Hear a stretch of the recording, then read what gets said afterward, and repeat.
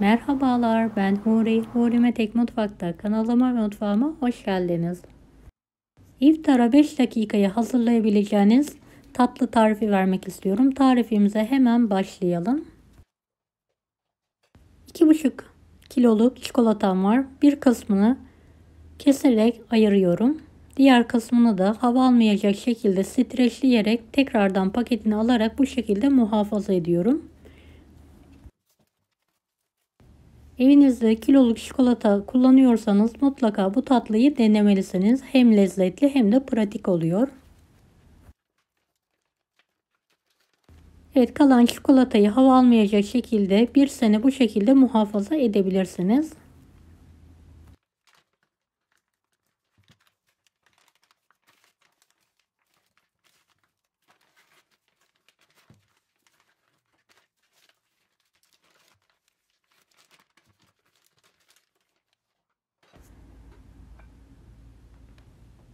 Evet, bir kısmını da sütlü çikolata kullanmak istiyorum.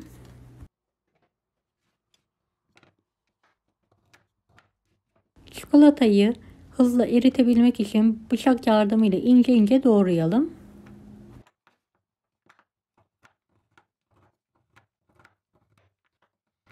Videomu izlerken buraya kadar geldiyseniz yorum kısmına herhangi bir emoji bırakırsanız bana destek olmak için sevinirim.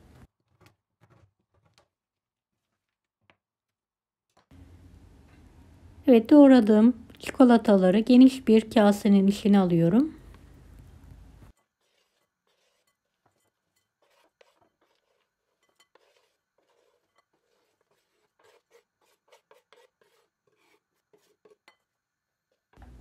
Evet, çikolatamız artık eritmeye hazır. Uygun bir tencerede su kaynatalım. Üzerine çikolatalı kabımızı alarak benmari usulü eritmeye bırakalım.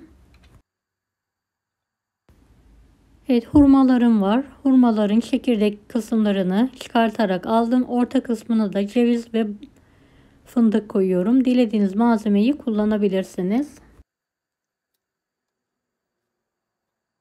Evinizde varsa badem, fındık, kaju veya yer fıstığı ezmesi, fındık ezmesi de kullanabilirsiniz. Evet, evde fındık ve ceviz vardı. Hurmalarımın içini dolduruyorum.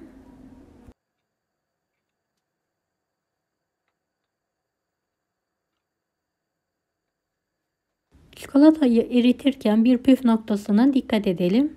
Kesinlikle bir damla dahi su gelmemeli veya buhardan dökülen damlacıklar çikolatamıza değmemeli.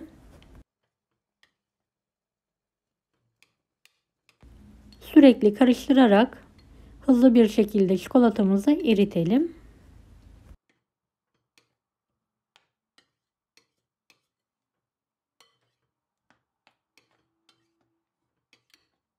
Evet, gördüğünüz gibi erimeye başladı.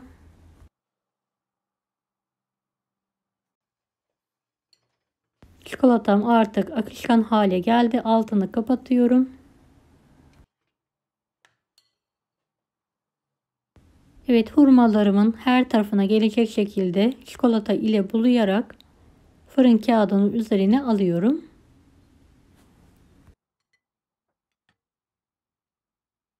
Dilerseniz sadece bitter veya sadece sütlü çikolata ile de bulayabilirsiniz.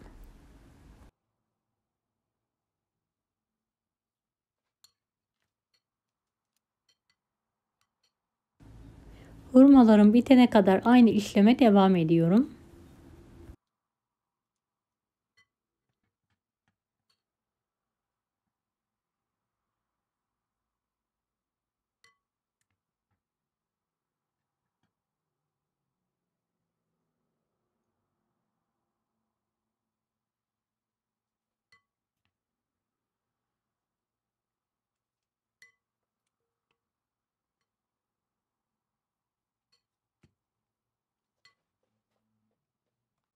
Evet, bir de yakından göstermek istiyorum.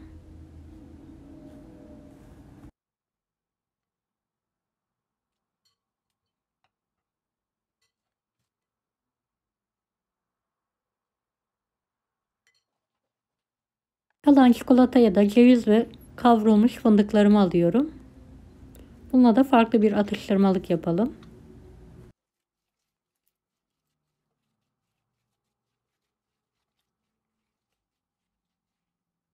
Karıştırdıktan sonra şöyle küçük olacak şekilde fırın kağıdını aralıklı olacak şekilde dökelim.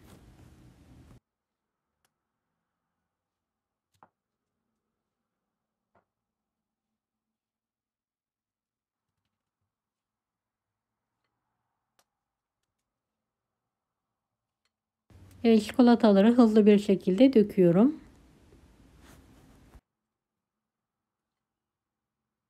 Daha sonra buzdolabın alt tarafında çikolatalar donana kadar bekletelim.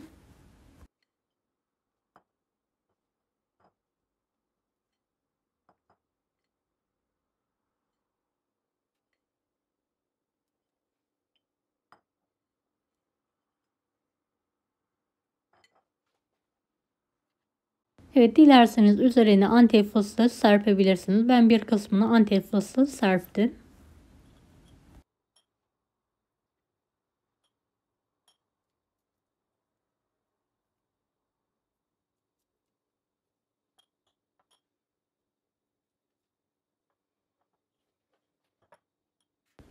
Evet, hurmaların üzerine erittiğim beyaz çikolatayı şerit halinde sıkıyorum. İsterseniz sade olarak da bırakabilirsiniz.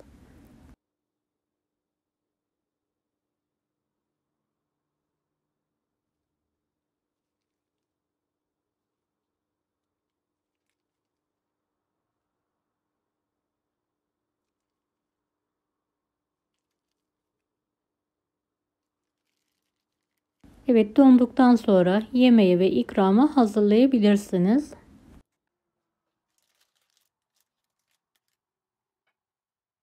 Evet, servis tabağına alıyorum.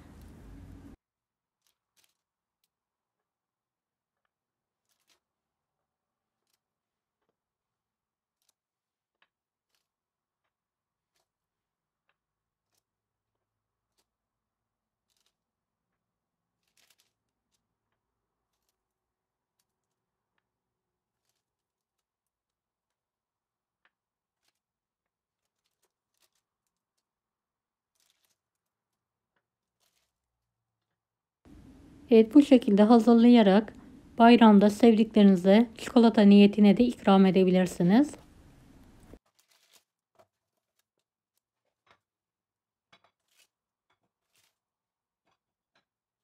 Evet, bir tane hurmayı bölerek işini de yakından sizlere göstermek istiyorum. Deneyecek olanlara şimdiden kolaylıklar dilerim. Kanalıma ücretsiz abone olmayı unutmayın. Bir dahaki videolarda görüşmek üzere. Allah'a emanet olun. Hoşça kalın. Daha farklı tarifler için bunlara da izlemeyi unutmayınız. Afiyet şifa olsun herkese.